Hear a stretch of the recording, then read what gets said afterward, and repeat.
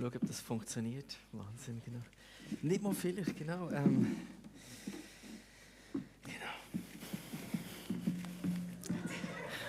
Genau. Ui, ich höre mich, super. Hey, danke Jesus, bist du da und ich würde dich bitten, dass du heute zu uns redest, dass du unsere Herzen füllst mit deiner Mission, unsere Herzen füllst mit deiner Sehnsucht nach den Leuten, wie du sie hast. Uns zeigst, dass du die Sehnsucht auch nach uns hast. Uns echt begegnest, uns veränderst, Heiliger Geist, dass du dich neu in uns leist und die Welt umkrempelst, weil sie braucht dich. Danke, Jesus. Amen. So. Ihr habt es schon ein bisschen gemerkt, ich bin manchmal ein bisschen abgelenkt. Oder? Und vielleicht geht es nur mir so, ich hoffe es nicht. Eigentlich wäre es noch gut, wenn nicht. Aber ich bin noch viel da und denke, ja, eigentlich, das 10-Schritte-Programm für meine Katze daheim oder so.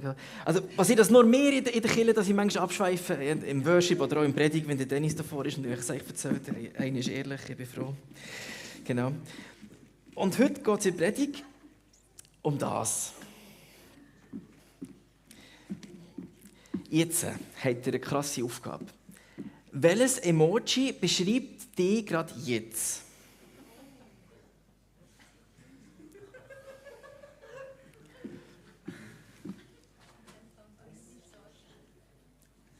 Also bei mir ist es auch gerade ein bisschen der, weil ich ein bisschen schmunzeln gerade so, finde es jetzt lustig, genau. Aber welcher beschreibt dich jetzt so? Nicht gestern, nicht morgen, sondern jetzt im Moment. Hat jemand einen und sagt, das ist meine... Dritte Spalte? 5. Reihe, 5. von links. Der hier? Ja. Okay, wir müssen auch noch mal über die Bedeutung von diesen Dingen reden oder so, genau. Das ist ein Tool, das haben wir haben so eine Art Zielsetzung in der letzten Firma, also OKR. Und da hat man am Anfang immer so ein Check-in gemacht mit irgendetwas Ähnlichem wie das. Und die Idee ist, be here now. Also bis jetzt hier. Also ich würde es übersetzen mit bis im Hier und Jetzt. Und das hilft uns manchmal, dass wir das, was vorher ist, mal daheim lassen und eben nicht an die Katzen und ihr 10-Schritte-Programm denken. Dass wir hier sind und zulassen, dass wir hier sind und auf Gott connecten. Und ich werde heute uns das mitgeben, dass wir das nicht nur in der Church, sondern einfach allgemein im Alltag anfangen. Dass wir im Hier und Jetzt ankommen. Weil, eben, mir fällt das schwer, aber wenn ich den Jesus sehe, der scheint das drauf zu haben. Oder? Der steht irgendetwas machen. Nachher die Jünger schauen, dass die Kinder nicht zu ihm kommen. Und erstens, dann kommt das sogar mit über. Oder ich wäre wahrscheinlich jetzt beschäftigt, weil das ist jetzt wichtig, oder die Erwachsenen, die haben Einfluss und so. Oder die gehen stimmen am 30. Die Vögel bleiben im Vögelpark. Oder und so. Oder mit denen musst du jetzt reden. Aber der Jesus ist dort im Hier und Jetzt, kommt das mit über und sagt, ja, lasst die zu mir kommen. Und ich werde euch heute mitnehmen, rund um die Bergpredigt. Weil ich glaube, dass man dort das sieht, wie schön dass der Jesus das gelebt hat. Oder es fängt da schon vor der Bergpredigt.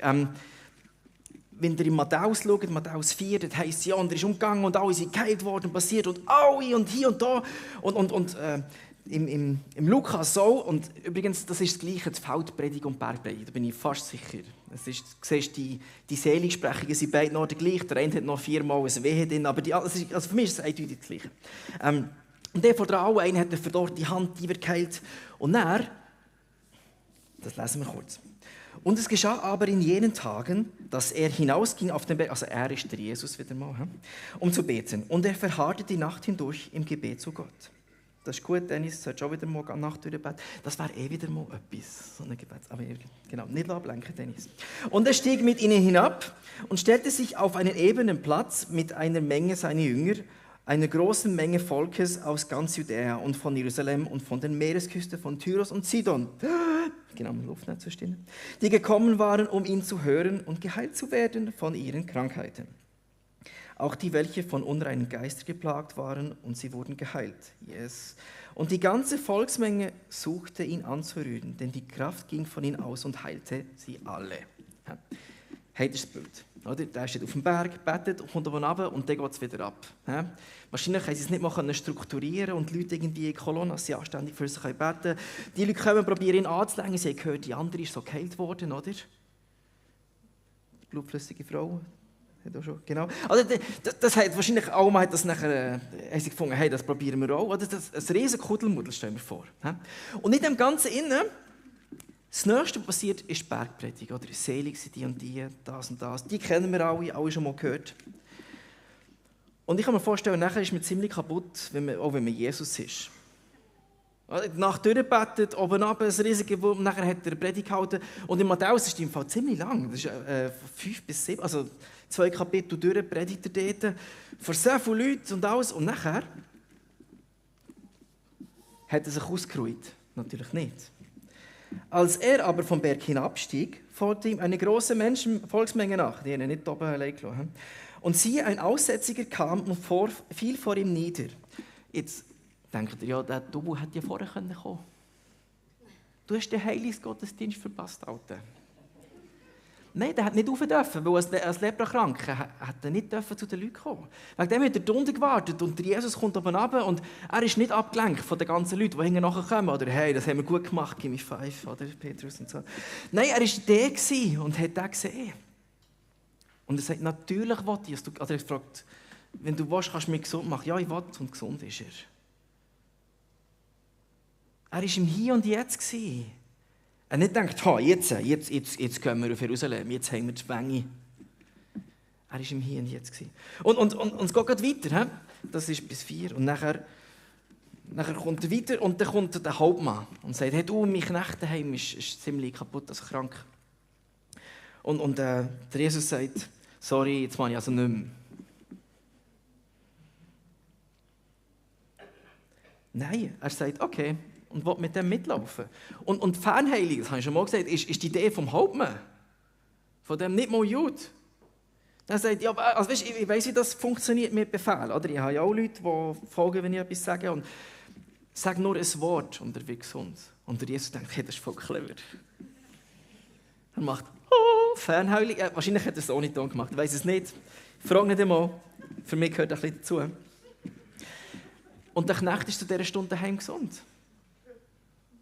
Okay, es geht weiter. Also, hey, das Bild, oder? Er geht den Berg runter, ein Ding am anderen und immer ist er hier, immer hat er Zeit. Wie Kind, das er zu sich kommen. Und dann endlich schafft er es zum Petrus heim. Ins Haus, oder? Und irgendwann bist du einfach froh, also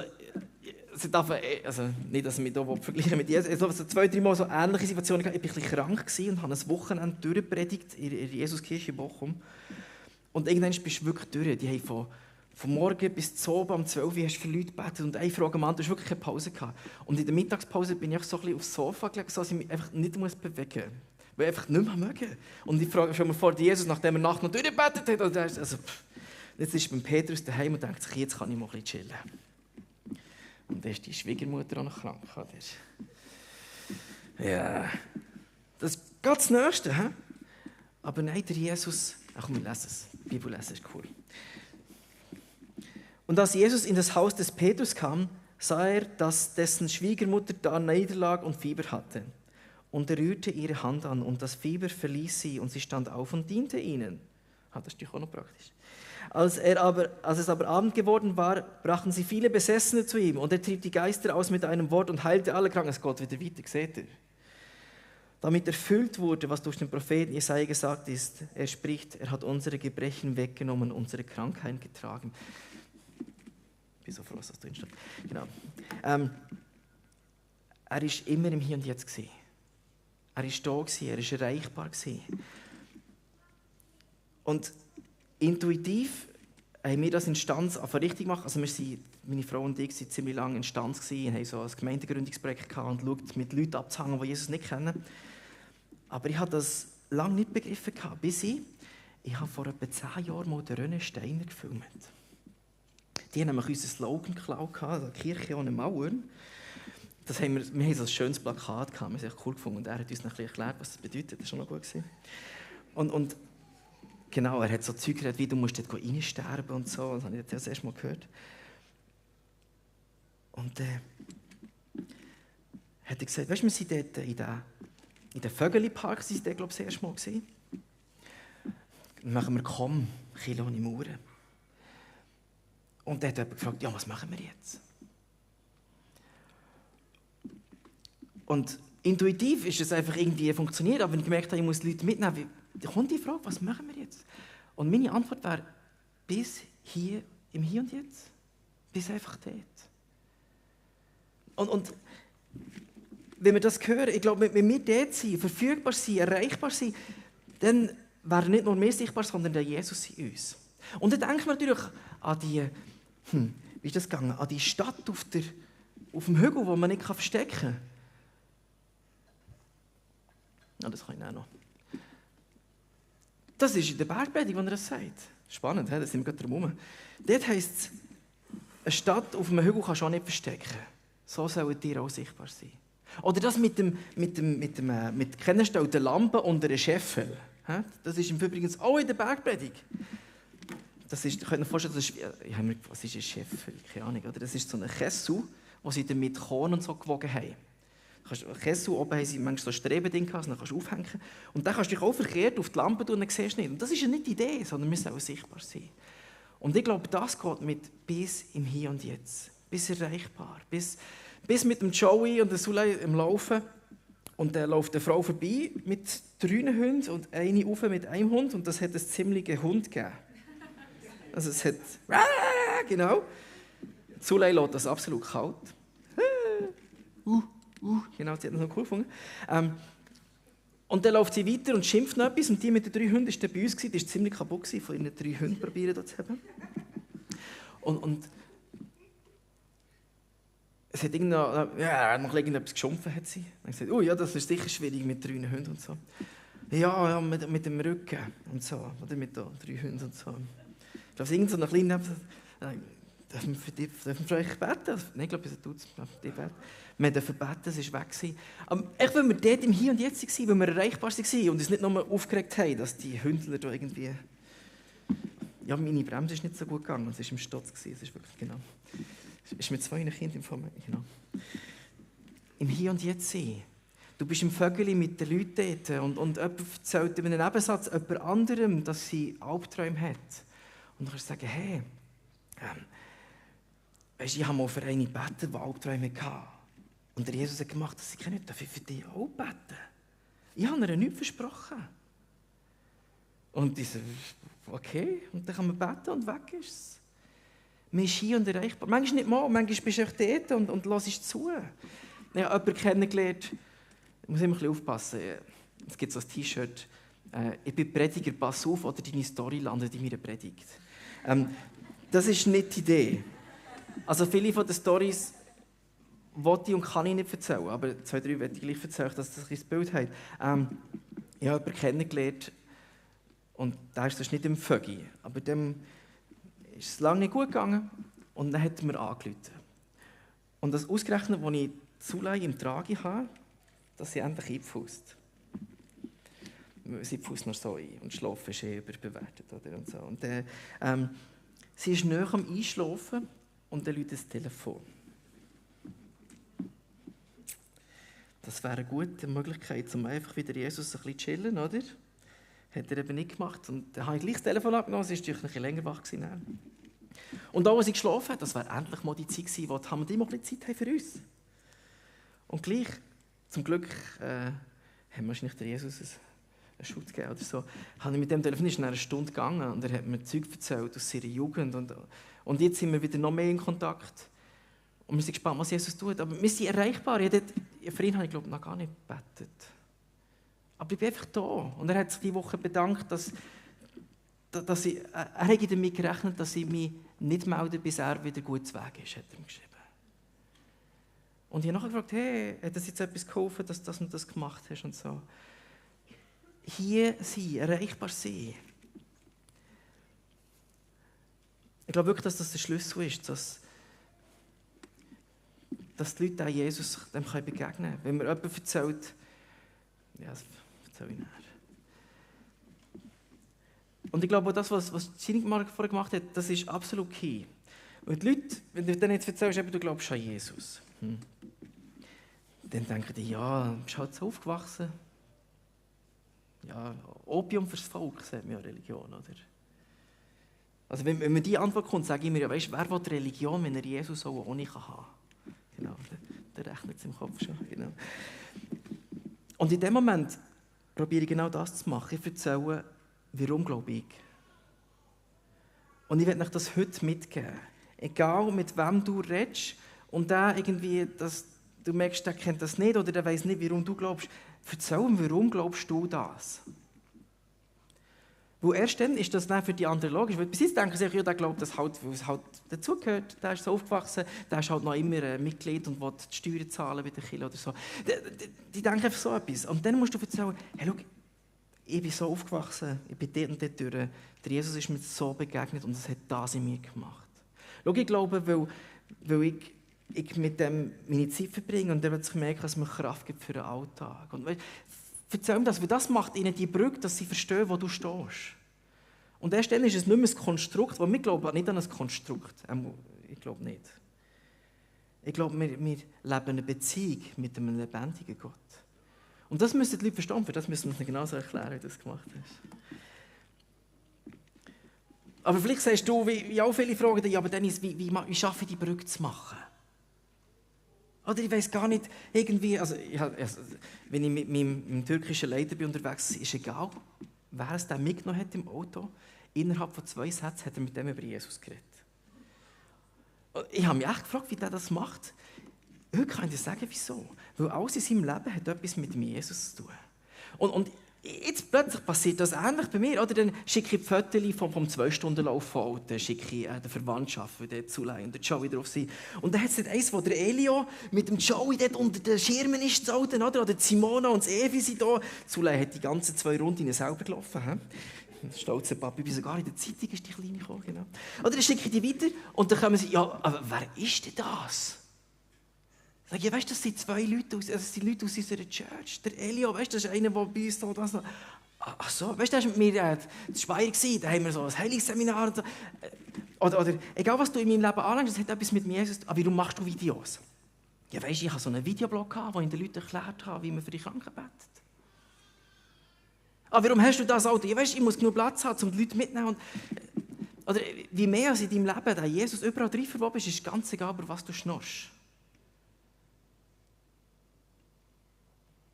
Und ich glaube, wenn es heisst, dass Jesus so im Mittelpunkt von unserem Leben steht, das müsste so sich irgendwie ein bisschen zeigen. Und das ist ganz egal, was die Vögel-Leute mit mir schnorren. Es geht irgendwie um den Jesus. Ums Kochen. Ja, weißt du, wir sind es eben gewöhnt, für mehr zu kochen, weil wir immer die Leute bei uns daheim haben. Oder um Wohnung, ja, weißt du, wir müssen eben eine grosse Stube haben, dass wir genug Leute haben, dass alle sich willkommen fühlen können. Weißt du, der Jesus hat das auch gemacht. Also, genau. Das ist nicht so kompliziert, sondern du bist einfach hier, im Hier und Jetzt, bist erreichbar. Und vertraue darauf, der Jesus ist in deinem Leben und überall, wo man dich anlenkt, kommt auch Jesus raus. Schon schauen, ob der coole Satz kommt. Ja, jetzt kommt er. Der ist mega geil. Und der ist nicht von mir. Ich finde den mega. He? Nur wer sich in das Getümmel des Quartiers hineinbegibt und sich den Sorgen und den Nöten der Menschen aussetzt, kann auch eine menschenergreifende Verkündigung betreiben. Das ist aus einem Buch. Da geht es darum, Kirche im Sozialraum. Da siehst du so einer trägt so eine Kirche und dann fragt jemand, hey, wo willst du mit dem her? Ja, im Sozialraum, weißt du, ins Quartier mit der Kirche. So. Das trifft es so gut. Weil es ist wenn ich Getümmel höre, dann denke ich so, als richtiger Eidgenoss, denke ich so an, darf man das da sagen? Also die Formation, die wir im 15. Jahrhundert hatten, war der Gewalthaufen. Da hat man einfach so einen Haufen von Leuten gehabt, draussen waren mit den Speeren, die mit dem Morgenstern ein riesen Durcheinander und die haben alles platt gemacht. So fühlt sich das an, das Getümmel. Und glaub mir, das geht wirklich drunter und drüber und nachher hast du wieder Mund- und Klauenseuche, das ist einfach... Aber nur wenn du den Leuten dort begegnest, nur dort können sie den Jesus treffen. Nur dort kann etwas in ihrem Leben und übrigens auch bei dir wirklich wieder noch mehr von diesem Jesus durchdrungen werden. Und jemand sagt dir, dass sie mit der Augen aufhören und er sagt, weißt du was, ich faste mit, bis du zurück bist aus deinem Entzug. Und dann kannst du jeden Tag eine Gebetsnachricht schicken und das berührt sich. Oder fang an daheim, wenn du Kind hast. Wenn du etwas willst, so fang an zu beten. Der Joey fragt nicht. Danke, Jesus, Cham-Cham, gesund. Danke, Jesus. Wenn das nicht passiert bei den Leuten, das ist ein super Spiegel. Eine Zeit lang hat er mega viel Halleluja gesagt. Und ich dachte, wo hat er das? Bis ich gemerkt habe, es ist manchmal ironisch meine. Genau. Aber dann bist du bei der Family, wo alle nicht mit Jesus so unterwegs ist, wie ich mir das wünschen für sie. Und der kommt mit seinem Halleluja die ganze Zeit. Und dann, genau. Aber es ist in dem Getümmel, wo sie den Jesus kennenlernen und auch mehr noch mal mehr. Weil was das macht, das tut dich nicht nur erden, es prüft. Nämlich, wie fest glaubst du das wirklich? Und wie echt ist es? Wie real ist es? Alle religiösen Geister fliegen aus, weil die haben gar keinen Platz. Und dann hast du Leute um dich herum, die ganz einen anderen Entwurf vom Leben haben und mit allem Drum und Dran, was die Welt heute zu bieten hat. Und du hast das Gefühl, du bist, weißt es wie, und dann merkst du, aber die leben viel von dem Jesus so viel mehr wie ich. Die brauchen einfach nur noch Jesus. Und ich glaube, Jesus ist schon am Wirken dort. Was haben wir gelernt? Oder? Jesus sagt, oder mein Vater wirkt und ich wirke auch. Das merkst du in dem Getümmel. Wenn dir jemand sagt, ja weisst, ich hatte einen Autounfall gehabt, aber weißt, kurz vor dem Unfall habe ich gehört, Achtung, und dann habe ich den Kopf runtergehauen und dann, sonst wäre ich da gewesen. Mensch, die Stimme war Jesus. Ja. Sag ja in dem Fall. Das ist in dem Getümmel, wo die Leute von Jesus erleben. Und es ist wirklich ein Chaos. Wir haben darüber geredet, die erste Titel war die Messy Church. Also es ist wirklich, in dem Getümmel ist es messy. Und es kann sein, dass du jemanden hast, der auf dem Balkon deine Blumentöpfe kaputt macht, weil er besoffen ist. Es kann sein, dass du Sachen hörst, die du gar nicht hören willst. Eben, dass deine Kinder wieder krank sind. Du musst dich fragen, wenn einer nebendran kifft, wie du schauen, dass deine Kinder das nicht mit einschnaufen. Es ist messy, aber dort braucht es Jesus. Dort ist es sichtbar. Weil, wenn wir da ganz dunkel machen und einer macht das Handylicht an, weißt du, wie der Konzert, oder? Genau. Dann sagt die Dunkelheit nicht, nein, wir gehen nicht, wir sind zuerst da gewesen. Das funktioniert so nicht. Das Licht durchdringt das Dunkel. Und so bist du das Licht, die Stadt auf dem Berg oben. Du bist das Licht, das man nicht unter den Scheffel stellt. Weil die Leute brauchen Jesus. Und ich weiss, meine jetzige Arbeitsstelle ist bis jetzt die, wo ich am wenigsten jeden Leuten von Jesus erzählt habe. Noch dort komme ich nicht drum, weil wenn du vom Video redest, dann hat er gleich wieder und dann heisst, weißt, ich mache für eine Schule Social Media, weißt, so eine theologisch-diakonische Schule. Genau. Also weißt du kommst nicht drum, das kommt gleich vor.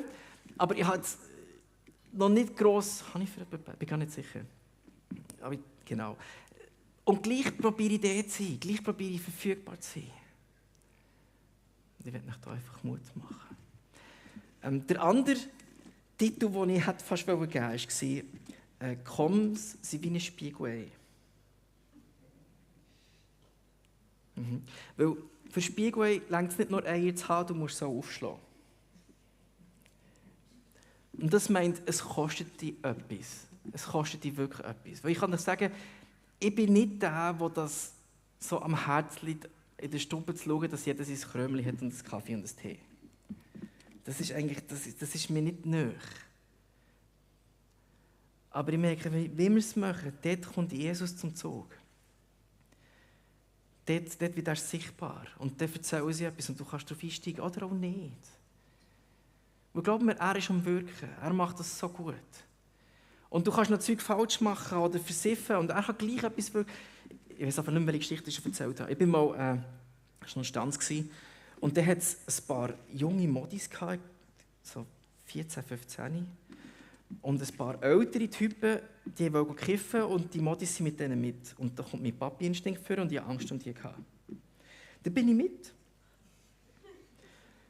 Aber ich war innerlich im mega Konflikt, weil ich ja gehört habe, es ist bis 16 ist ja, dürfen die Eltern eigentlich entscheiden, was du glaubst. Und du darfst nicht einfach jemandem empfangen. Das ist noch ein bisschen schwierig so, oder? Dann bin ich in mega Ding und ich hatte gleich einfach eine habe ich gesegnet. einfach, glaube ich, betet für es oder so. Und am nächsten Tag schreibt die andere, sie hat mich auf Facebook gesucht, da habe ich noch Facebook gehabt. Und schreibt sie, hey, danke, dass du mein Leben gerettet hast. Und was schön für mich bettest, wie für die andere betet hast. Und so. Dann habe ich gesagt, also das musst du mir dann noch erzählen, was du mit dem Leben geredet hast. Also, das wäre mir nicht bewusst. Und ich tue gerne für dich beten, gerne noch in echt nachholen, aber mal digital mal gesegnet. Einfach betet. Segnen sie, oder? Genau. Aber jetzt erzähl, Leben gerettet. Ja, ich habe doch gesagt, dass es wichtig ist, dass man nicht einfach nur betet, sondern dass man auch dass es zu jemandem geht. Dass nicht einfach so an irgendjemand betet, sondern dass es direkt dass es jemand geht, oder? Und das Wunder ja noch immer herkommen, habe ich gesagt. Und sie haben ein Wunder gebraucht, haben gebetet und jetzt sieht das gut. Und sie hat nachher angefangen, immer zum Gott und zu ihrem Schutzengel zu beten. Ja, das müssen wir dann noch klären. Aber seht ihr, oder? Das ist etwas am Gehen. Und ich hatte gedacht, ja, nur für ihre Kollegin sie gesegnet, das habe ich mich gefragt. Genau so. Du bist im Hier und Jetzt und die Leute um dich herum kommen an Jesus ab. Und glaub mir, ich bin wirklich, vielleicht wirkt es nicht so, wenn ich die Storys erzähle, dass das bei mir noch 15 ist. Nicht so. Wenn ich den Markus höre, dort ist es krass, dort läuft das viel mehr. Genau. Aber es ist wirklich etwas, das kann bei jedem von uns passieren. Und wir haben gesagt, nicht nur mit Jesus unterwegs, sondern wir sind zusammen mit Jesus unterwegs. Und auch dort glaube ich, dass das sehr wichtig ist, dass wir im Hier und Jetzt sind. Ich komme jetzt zurück, ich weiss, das sollte man nicht, Dennis. Bergpredigt, ganz am Anfang. Das ist eine der bekanntesten Predigten, die Jesus je hatte. Und dann, als er wieder Jesus, aber die Volksmenge sah, stieg er auf den Berg und als er sich setzte, traten seine Jünger zu ihm und er tat in seinen Mund auf und redete. Wichtig ist das hier. Und wir sehen es im Lukas noch besser. Und er erhob seine Augen über seine Jünger und sprach, glücklich, da geht's los. Ich sage euch, der hat seine Jünger angeschaut, als er die predigt hat. Die 1000 Leute haben schon zugelassen, aber er, behaupte, hat in erster Linie zu seinen Jüngern predigt. Die haben das nämlich auch geschnallt. Schau, es hat er vorher die Leute gehabt, nachher die Leute gehabt. Die haben das aufgenommen, die haben das überliefert. Also er hat in dem Ganzen, was passiert, hat er seine Mission nicht aus den Augen verloren. Er hat nicht gedacht, ja jetzt, das erste Mal vielleicht 3000 Leute, keine Ahnung, wie viele sie da waren. Ja, jetzt ist es richtig, schaut alle daher, lernt von mir. Eben dann gehen wir auf Jerusalem, gehen den König stürzen oder so. Nein, er hat auf seine Jünger geschaut. Er hat das weitergegeben, er hat das multipliziert. Er war für die erreichbar, auch dort im Hier und Jetzt. Und auch, wenn wir die Sachen lesen, wie sie beständig waren in der Lehre der Apostel, in der Gemeinschaft, im Brotbrechen und im Gebet, im Hier und Jetzt, das geht nicht. Du kannst im Fall 20 Mal zusammen zum Mittagessen, wenn du nicht miteinander redest, lässt du einander nicht kennen. Und übrigens, das ist ja auch keine Gemeinschaft. Wenn ich daheim bin und Tam und ich nehmen uns einen Kaffee und wir haben beide nur das Handy da, das ist sehr wertvoll, oder? Nicht. Das ist ironisch, für alle, die genau, ich muss es anschreiben manchmal. Genau. Im Hebräer heißt es so schön. Und lasst uns aufeinander Acht geben. Das geht im Fall nicht, wenn du gar nicht da bist. Dann frag, hey, wie geht es dir? Und wenn es sagt, es geht nicht gut, dann, also, wenn du es nicht wissen willst, dann frag nicht. Weil wenn du fragst, wie geht es dir, und der andere sagt, ja, dann kannst du fragen, willst du darüber reden? Ich kann immer noch Nein sagen. Aber wenn du nicht wissen willst, dann frag vielleicht nicht. Aber das Hier und Jetzt sein, das gilt für die Gemeinschaft genauso. Damit wir uns gegenseitig anspornen zur Liebe und zu guten Werken. Oder der Klaus Müder, was der Markus also erlebt, denke ich, Mann, Dennis, ich muss endlich auch wieder, genau. Indem wir unsere eigene Versammlung nicht verlassen, wie das einige zu tun pflegen, sondern einander ermahnen und das umso mehr, als ihr den Tag herannahen seht. Das gibt es noch, noch eine noch. Denn wo 2 oder 3 in meinem Namen versammelt sind, da bin ich in ihrer Mitte. Wenn wir im Hier und Jetzt sind, dann sind wir wirklich miteinander. Und dann sind wir zusammen da und sind offen für das, was Gott macht. Und das ist mein Wunsch für uns, dass wir, egal wo wir sind, dass wir erreichbar sein. Und ja, ich bin auch einer von denen, der immer Kopfhörer drin hat.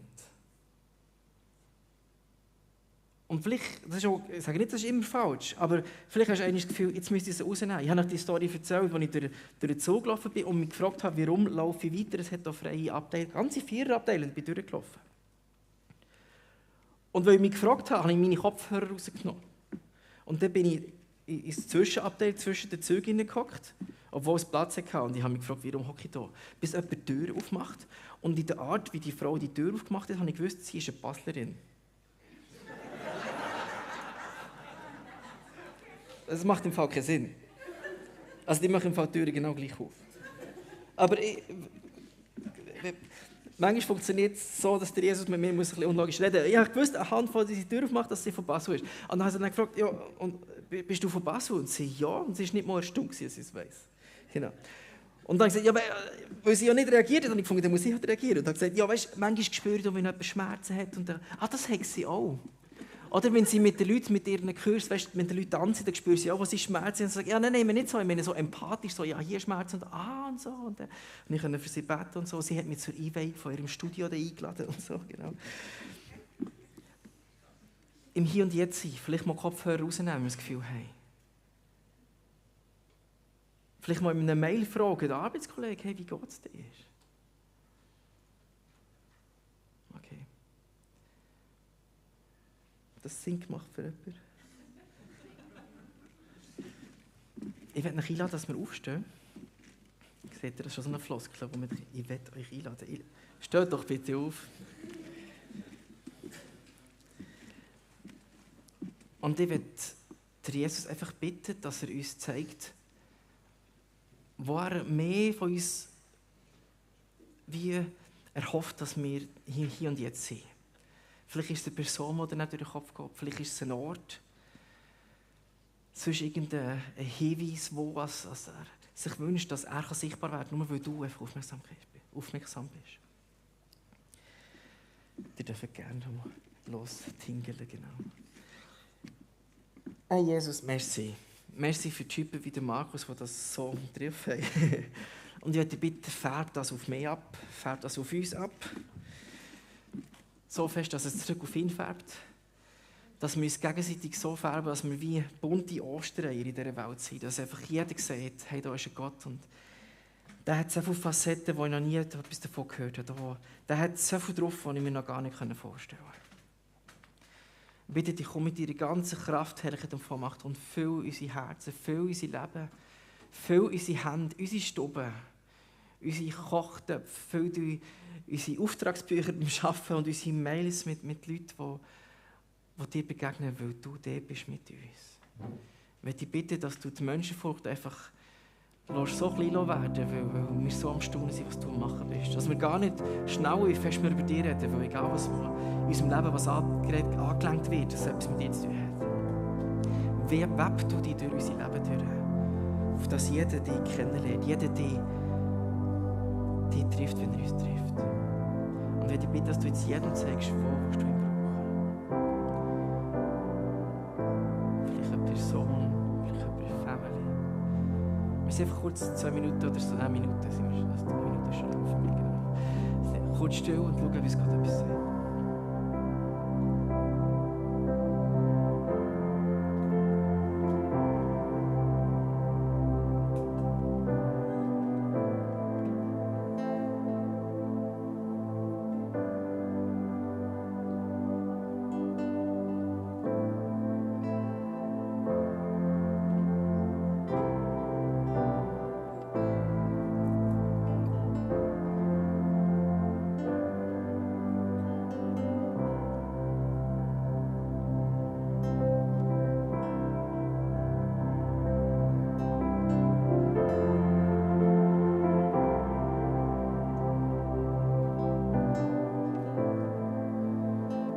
Jesus, danke vielmals.